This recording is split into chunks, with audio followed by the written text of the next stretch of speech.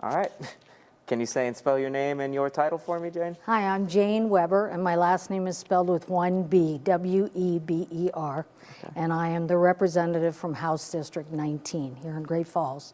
And if you're not sure where that is, it's downtown Great Falls. So it's from the Civic Center up to around 15th Street on average. Gotcha. Yeah. Okay, so we're here talking about the latest legislative session. This was your first time. What was the process like for you, especially as a newcomer? Well, you know, we had some significant training before we went over to Helena, and that was extremely helpful. But it was interesting to be a freshman and interesting to be in the minority party at the same time, and to be the only minority party representative from this county.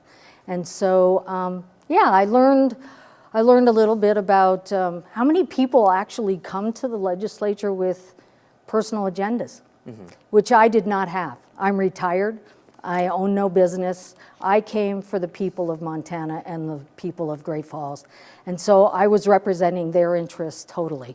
No interests personally of my own. So some people come over there and they're business people and they have a particular interest in mind to help their own businesses or to help what they're doing in their professions. I didn't have that because I'm retired. The second thing I think that really struck me is that there are many agency bills that come out through the legislative interim process, which are hammered out because agencies have found difficulties with the MCAs, the laws, and so they ask for bills to clean things up. Well, minority people like myself are not offered those bills. They're given to the majority party. So many freshmen actually had really clean, simple bills that they could do right away. The bills that I carried were bills that I had written with a drafter by myself, all three of them. So I learned the process very well. Okay, so you wrote 3 bills, but I saw, like, how many, do you know the number of bills in total that, you went through? That we went through, over 1,000, I'm sure. Okay. Yeah, in taxation committee alone, we were well over 100 bills just in one committee. Gotcha. And we probably had the same in human services. George and I served on the same committees, surprisingly. So we were both on House taxation, we were both on House human services. So yeah, it was quite a few bills. And in taxation, I would say we killed half the bills because some of the bills that come in are ridiculous bills. And some that I tried to kill came back. Gotcha. And then did pass. So there were a few that disappointed me. There was a bill for ammunitions manufacturing here in the state. I don't have a problem with a manufacturing business, manufacturing ammunition, but I do have a problem when the incentive is that they don't have to pay property tax and they don't have to pay income tax. I mean, I think that those kinds of incentives, people should pay their taxes when they're going to do a new business in our state. So that one bothered me a bit. Also, there was a bill that came through taxation and we killed it, and then it was revived on the Senate side and then came back to the House and did pass. And that was with a major coal manufacturing business and towards Billings, Signal Peak Energy, and they wash their coal. And they have a tax incentive when they first started up the coal business so that they would get a tax incentive for washing their coal, where they're making a lot of money. There is no need to give them a tax incentive for coal washing. And so we tried to kill that as a minority party, but it came back multiple times and it eventually did pass. So those are the kinds of things that were frustrating. But some of the things that I'm pretty excited about is the property tax issue, because that is what I heard on the doors. And I'm pleased to say that we do have a property tax structure now that is going to benefit people who own their own homes, or are buying their own homes. They essentially own them. They're paying a bank for their own homes. And it's for those who live in primary residences. You must live in the home 7 months out of the year. You will see a tax reduction.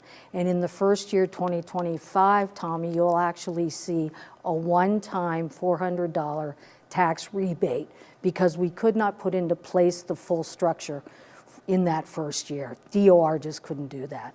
And so you will see a reduction in your taxes in your home. And it varies, it's gonna vary depending on the mills that the county and the city applies for anything that they're doing with their own needs for local government, for roads and for buildings and for fire and police protection. But I think that people will be pleased to see a tax reduction. What we did was we shifted and it's more proportionately equitable now, so that our industrial businesses and our centrally assessed businesses, which are like the dams, the railroads, and the power transmission lines, anything that crosses 2 county lines is called centrally assessed. Those will go up. But you know, some of our centrally assessed got significant tax reductions from pre-COVID. And so they're still getting a tax break, even though their taxes are going to be increased in this round. Gotcha. So I'm really pleased about that. And people said, why didn't you get on that early? Well, there were 2 tax bills that were in place in January. And those 2 tax bills, it just took a long time to combine the 2 of them. And they actually created a new bill on the Senate side, which combined the 2 bills that were on the House side. Gotcha. Okay. You talked about property taxes being a big topic when you were knocking on doors and stuff. I saw the other big ones for the state as a whole was Medicaid expansion and the state budget. Was that something that you found a lot of people here in Great Falls had an opinion on as well? And was that something that you were, fighting for a lot of time in the session? Absolutely, because in my House District 19, it's the lower south and north sides of Great Falls, and there are many people that are utilizing Medicaid. And so Medicaid expansion and having that passed was huge. And I will say that I was really, really proud to see we did that early in the session without too much problem. And it's essentially the same process for Medicaid expansion with the removal of the sunset. And so when the bill was originally written, every 5 years you would have to revisit this. And it's ridiculous to have to revisit it when it doesn't really change. And so there's an argument every time and a fight for it. And people really need that. They rely on that. That is their health care coverage. If they don't have Medicaid, they are in trouble. And so I'm really proud that we were able to get that passed and not have the sunset. So we're not going to be looking at it every 5 years. The only time we will look at it, Tommy, is if the federal portion that is provided to Montana, so 90% is covered with federal funds and only 10% is covered with state funds. If that proportionate share changes, then it automatically comes back to the legislature to review again. But it hasn't changed since the inception of Medicaid and Medicaid expansion. Gotcha. Okay. Yeah. I think when I spoke to you at the beginning of the session, you were talking about, I've heard the phrase a lot, drinking from a fire hose, right? It's a lot of information, a lot, all the time. Is that something that you felt like leveled out after a little bit and you kind of got your I don't know, balance under you, or is that something that just kind of continues to hammer on day after day? Well, that's a good question, because there's a lot of bills that are written and a lot of bills that need to be read. It is impossible. If any legislator tells you they read every single bill, they're not truthful. It's impossible to do that. So what you have to do is rely on your own caucus, who have vice chairs on those committees, to brief you on the bills. And we met every single day, early in the morning, to get a briefing on every single bill that was going to come across on the House floor. And so we were not told how to vote. There were sometimes suggestions on how to vote. And obviously, like Medicaid expansion, it was suggested we all vote for it. But there are many, many bills that come across that it's vote your conscience. And what I would do, frankly, is I would get in contact with the city manager. You can talk to Greg Doyen. We were texting. I was contacting Joe Briggs at the County Commission. We were texting. I was contacting the Great Falls Public School District. I was contacting our college here in town. And I want to make sure that I'm representing our community. And so when they told me that they wanted me to vote a certain way because it would damage them or help them, I did that, because that's why I went. I went to help the people in our community, and that means our local government officials and our university system too, and our public schools. Absolutely.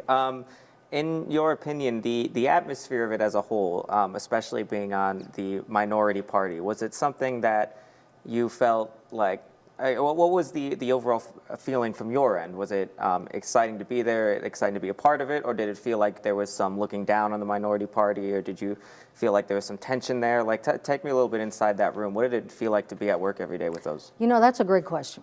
I will tell you, we had 42 Democrats out of 100, and that was an increase of 12 Democrats on the House floor this year.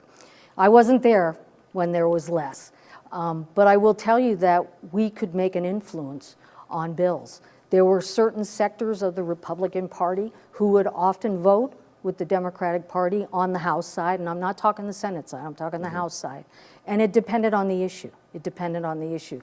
And so we were able to have some influence this time. I will say that prior to transmittal, it was much more amicable.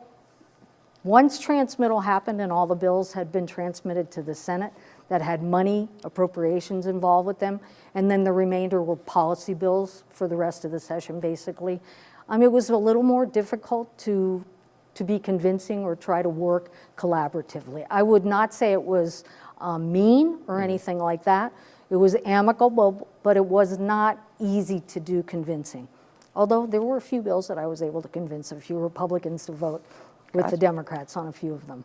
Great. Okay. Yeah. And looking forward, I know this ended last Wednesday. What's up next? What do the people need to know for the future of the legislature? So, the interesting thing now, which I'm really grateful for, I plan to run again. And the nice thing about an incumbent is when you have this year where you can work with agency people and work more with the community, now I can develop bills in advance. I had to focus on my primary election last time and make sure that I was elected in November. What happens is you're elected, what was it, November 4th? By December 5th, I had to have my requests for bills into Helena. Gotcha. That's 30 days after election. It was tough to even know which way did I want to go. And so I had 3 bills.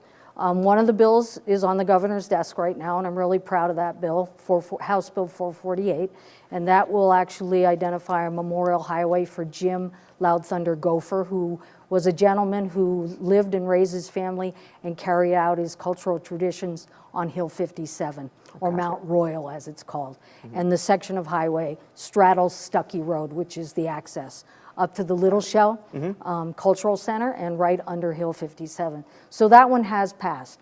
I will revive the other 2 bills. One bill was a Foods First bill, and that was to actually incentivize grocers to make shelf space for Montana-produced foods. Because really our major corporations that are national brands, they take over the shelf space and they pay for that shelf space.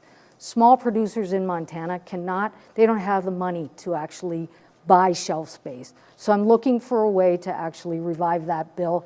It actually got through the House floor, but then it was killed in appropriations. Gotcha. And the third bill that I had was a bill to help ranchers when a natural catastrophe comes, like a wildfire or a flood, and it destroys, let's use a wildfire as an example. If it destroys all their fences, burns up all their grass, takes out their stock watering equipment, those ranchers need to be able to get back up on their feet quickly. And I had a grant program that was going to be administered through our conservation districts. The ranchers would have had to put in 25%, and 75% would have been through state funding and administered, as I said, through the conservation districts. So all on the up and up. No rancher would have been directly paid. It would have been contracted services. And it would have just been a $10,000 maximum grant, immediately being able to put into mobilization so they could get up and running. That bill didn't get out of committee, and I just think it got later in the session and things got rushed. And so folks, sometimes it's just easy to kill a bill when it gets later in the session than it is to move a bill through. I'll bring that back again because I think it's a good bill to help our ranchers and farmers. All righty, Jane. Well, I appreciate your time. Is there anything else you think worth mentioning in this little recap we did? What I would just say is I really appreciate the people who contacted me by email, because I got a lot of emails from teachers, from business people, and from our local government officials asking me about a bill or suggesting a vote on a bill. They gave the rationale on that bill, why they wanted me to vote a certain way.